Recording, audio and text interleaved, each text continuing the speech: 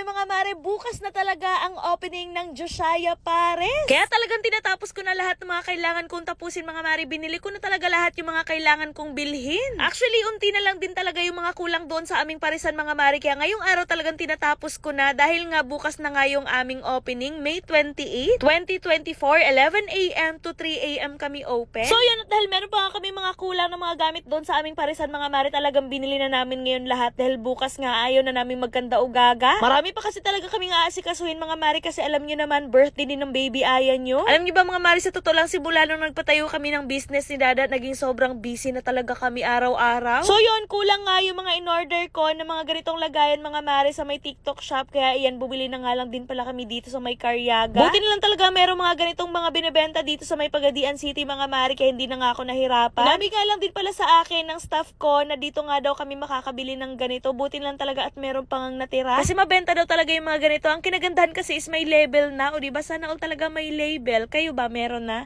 Charing! Ay naku mga mare, unting tiis na lang talaga at mag-o-open na kami ng Josiah Pares. Kaya sa mga nagtatanong, nako, eto na, May 28, bukas na, kaya abangan nyo.